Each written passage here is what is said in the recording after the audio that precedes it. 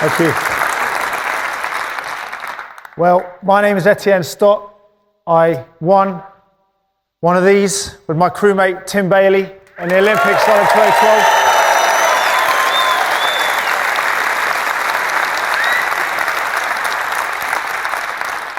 I have to say I shared this with my crewmate Tim Baillie, so he helped me as well. We won it in London 2012 in the canoe slalom event. And you know, I've raced in front of 12,500 screaming fans. I've taken part in the biggest show on earth, and this is pressure right here, I can tell you. I don't know if you realise there's a little countdown clock there that's ticking down, and I think probably a hatchway opens here and the sharks haven't been fed, so I better get cracking with my talk. What I'm going to do today is going to speak to you a little bit about something different. You know, if you want to find out about which end of a canoe is the bow and which is the stern and all this sort of stuff, you can go on the internet and you can find out all sorts of stuff about the Olympics. I'm going to try and give you a little bit of a talk. A presentation is going to be about the key moments in the journey that took me to the gold medal. And I've been canoeing for 20 years, but there's been a few moments here and there that with hindsight and even at the time kind of felt, you know, a bit special, a little bit like there's something happened, you know, and I'm going to try and explain a little bit about those. So I'm just getting used to this clicker as well. Here we go. So the first of the key moments, I'll set the scene, is I'm about 10, 11 years old, very weedy. I was a very skinny little kid, probably very annoying. I was also very timid and very fearful about all sorts of things. And me and my scout group were in Wales somewhere, running around, running riot, and my scout leaders very bravely allowed me to go canoeing, because at the time I couldn't swim, and you're not really supposed to go canoeing if you can't swim. But what they did, they rigged me up with a life jacket like you see in in the films or whatever, and they inflated it in advance, so you can imagine on a little kid it's like about this big. You can just about move like that. And they rigged me up, and then we went canoeing, and along this trip, they managed to find what they called a rapid. And even at the time, I could tell, you know, I was like, it was about this deep, you know, kind of like a gravel shallow where you see the water kind of runs over. And the scouts, you know, the scout leaders collected us all up at the start of this rapid and pushed us down this slide one at a time. And when it was my turn came, I went down the rapid. And the scout leader collected me up at the end, grabbed the end of my canoe, pulled me in, and he said, "Wow, you were brilliant out there. You must be a natural. It must be your Canadian blood." And for the record, I am half Canadian. And my mum was born in Quebec province. So I am half Canadian. I think he meant that, you know, that Canadian, you know, canoeing blood was in me. And that, I have to say, that moment changed my life. It sounds strange to say it, but a little switch went in my mind and it said, yeah, he thinks I'm good at this. I could be good at it. You know, this could be something I could be good at. And, you know, this is a guy, very nice, gentle, generous guy. You know, just a throwaway comment. I'd be absolutely amazed if he judged me for any sort of canoeist at the time. But, you know, he said these words and it changed my life, because without that, I might not have discovered canoeing. And it kind of, to me, it sort of sums up the power of inspiration a little bit. You know, sometimes just a throwaway phrase or, you know, the power of these small words can actually make a big difference to a person. And I try to bear that in mind, especially, you know, in my capacity these days and as an Olympic champion. So we fast forward quite a few years now, and it's the end of the 2004 season. And it's the end of the season that held the Athens Olympics. And my friend Tim Baillie at the time had just tried to go to the Athens Olympics with his crewmate, and they had failed. And his crewmate had retired out of, you know, he just had enough. And myself, I was still racing in the individual category in season 2004. I hadn't had a great season, to be honest. And we were sat in the house that we lived in with a few other people at the time, and he said, you know, he was out of a job basically, and he said to me, you know, what do you think about racing with me? And, you know, Tim, He's a guy I've known probably since I was 15, 16. We'd come up through the junior ranks and under 23 ranks, racing each other, competing against each other, traveling around the world, training and messing around, doing all sorts of stuff. And he was a good guy. He's probably my best friend. We'd ended up actually at the same university and actually on the same course, completely coincidentally. But he was a good friend of mine, and I trusted him. And also, I suppose, you know, we looked at the sport in the same way. We had the same values. We had the same aspirations. And when he said, you know, what do you think about racing with me? I thought, I said, I'll sleep on it. And I went to bed that night, and, you know, my imagination kind of fired off and started thinking about all the glories we'd win, and, you know, all the races we'd do. And, you know, couldn't sleep at all, tossing and turning. And I woke up the next day, probably having had a bit of sleep, and I pretty much went straight down, tore his hand off, said, Tim, it's on. Let's get it doing. And we embarked then upon our C2, our two-man canoeing career, which ended up where we are now. So you've got to fast forward now 4 years, around about 4 years. It's the European Championships in Krakow in Poland. And this, in 2008, around about May time, was the last chance saloon for us. Basically, Great Britain hadn't qualified a place at the Olympics so far. And at this race, at the European Championships, there were just 2 places remaining. And if you could claim one of those 2 places, you'd go to the Beijing Olympics. And Tim and I, we raced our run down at that race. And to be fair, it wasn't our worst ever run in a race, but it certainly wasn't our best. And as we got out of our boat, the coach was walking towards me, my coach Mark, and I asked him, I said, is it over? And he shrugged and kind of nodded and said, yeah, guys, you didn't make it. We were 3rd for the race for those 2 places. And, you know, even now I can feel my hair stand up a little bit. It was devastating. It was such a hard blow, you know, from that handshake 4 years before to that point. That's what it had all been about. And we had failed. We had basically, that had been our whole reason for doing it. You know, that had been everything we'd wanted to do, and we'd failed. And my auntie flew all the way from Canada to watch me at this race. And even to this day, when I speak to her about it, she kind of has a bit of a tear in her eye. She was so emotional about it. And, you know, it's still very emotional to this day. And that was what we come to see with hindsight, a very, very important moment. At the end of that season, in October, there is normally every year, there's a review process where you sit down with your coaches and the support staff, with the different members of the team, and you kind of go through, you ask the hard questions, you know, what's happened this season? And for us, it was like, what happened? Why did we not get to go to the Olympics? We were one of the fastest crews in the world at the time. We had not really won any races, but we'd been on the podium at a couple of races. And, you know, the long and the short of it was, we're not as good as we think we are. We turned up to this race, the biggest stage of our career so far, and, you know, we had that target, two places, and there was other crews needed it. You know, we wanted it, and they managed to basically take one from us, and we didn't really deal with that environment very well. You know, we weren't tough enough to basically survive when it was coming down to this. This sort of pressure environment really just didn't allow us to get our skills out. And we realized, you know, technically we were good enough, physically we were probably strong and fit enough, but mentally we just didn't have what it takes to be able to get to that stage. It was a hard realization, because, you know, you think you're good and actually you're not as good as you think you are. And round about that time, something very interesting happened. The silver medalist from the Beijing Olympics, David Florence, had come back after his success in Beijing, and he decided he would take up 2-man double canoes like what I do. And he teamed up with a guy called Richard Hounslow on our team. And there was a great synergy between this pairing. Straight away, you could see they were going to be fast, they were going to be good. They had that sort of style and a bit of a, you know, panache about them. They were quick.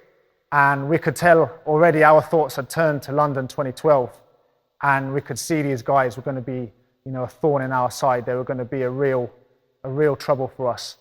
And it turned out to be the case. They were very, very fast, very, very quick. And, you know, look at my hair. I can tell you for sure I'd have a bit more on there if it wasn't for these guys. They put us under a lot of pressure There was those sleepless nights, you know, the nights when you couldn't go to sleep, worrying about whether they were going to get in front of you.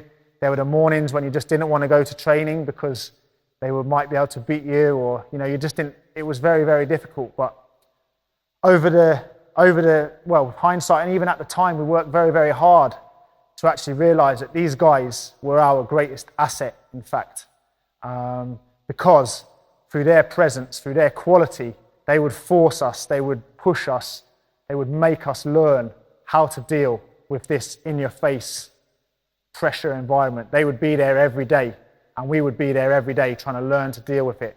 And we kind of saw them as our vital opportunity to give us what we really lacked in that previous Olympic cycle.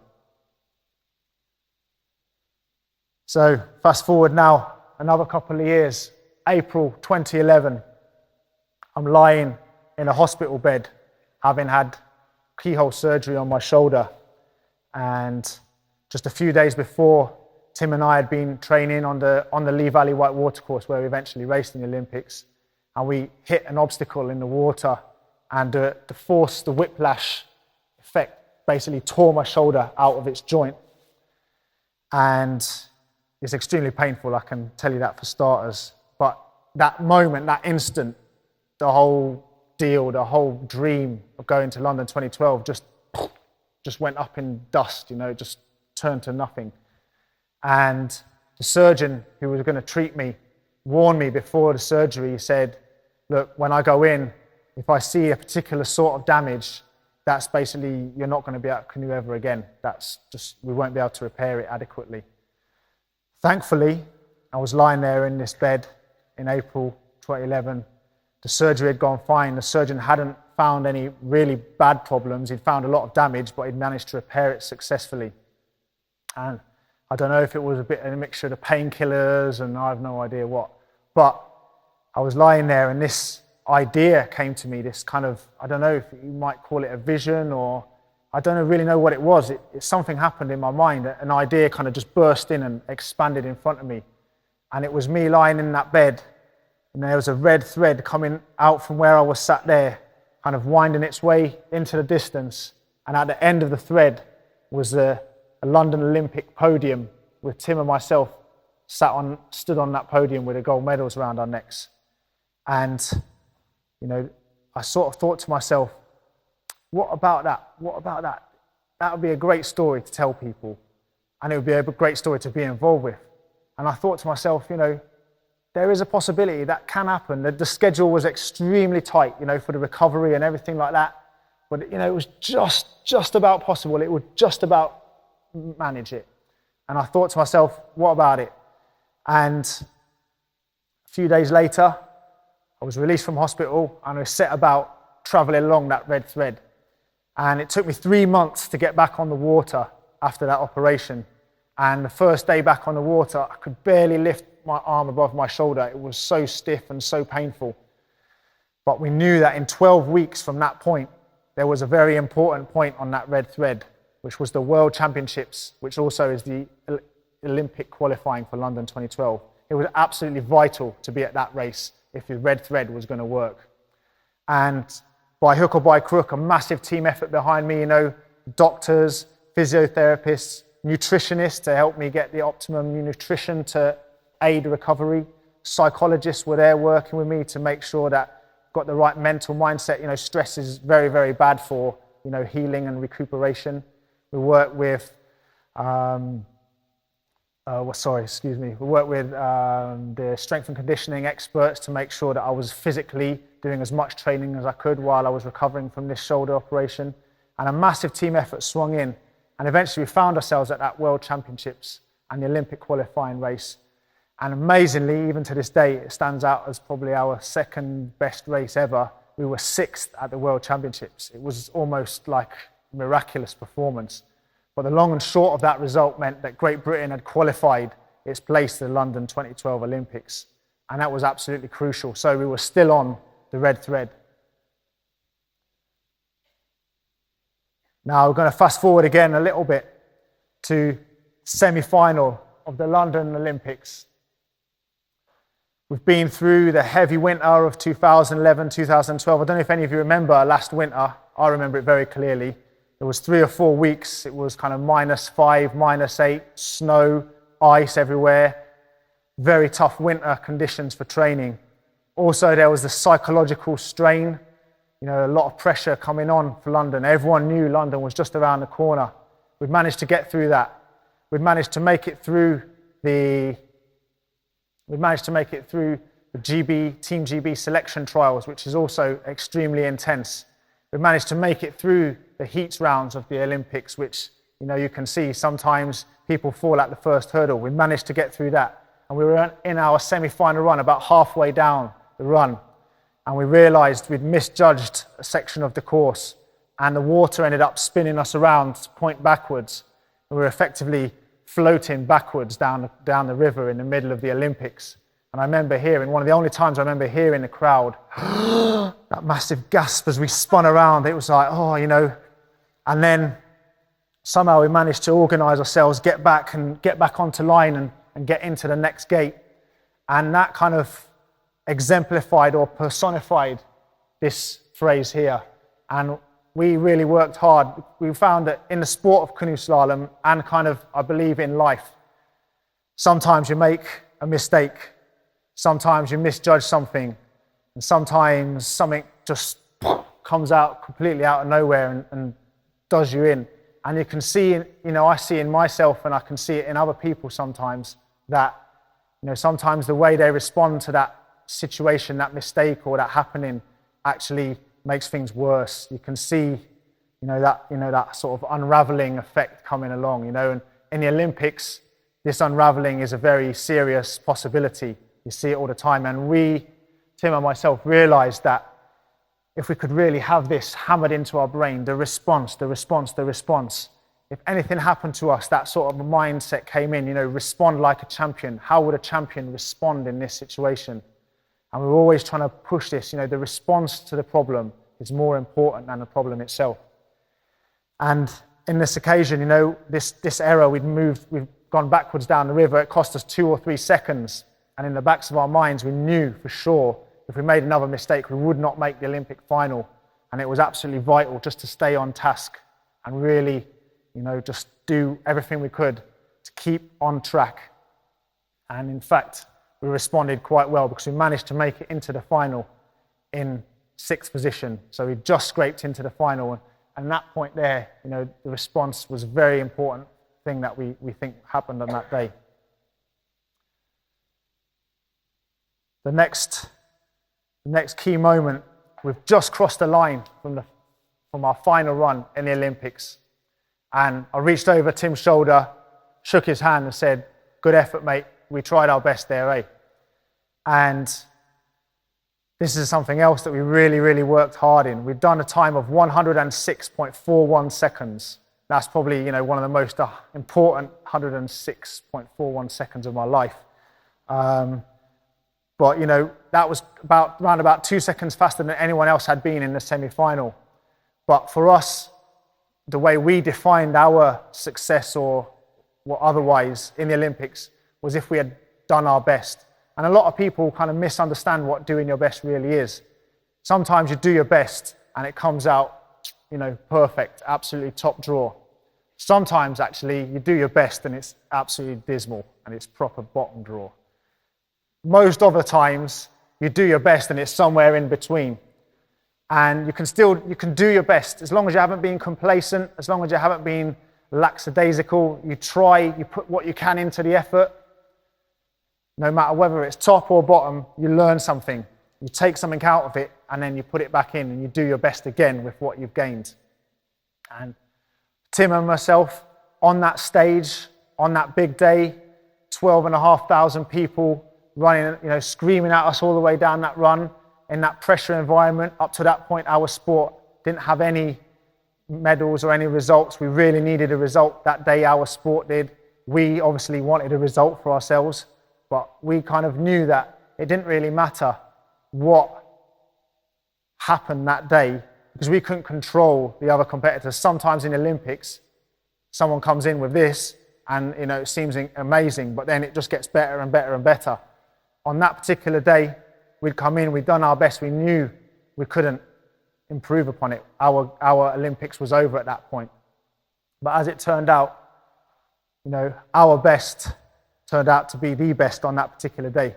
And you know the rest, that's us there having dived in at the end of the Olympics. So it's just those have been some of the key moments. I hope you've enjoyed it. You've been a good audience. I hope you've enjoyed the insight here. It's not a regular talk about canoeing, but I hope you've enjoyed it and maybe you'll find something out of that. Thank you.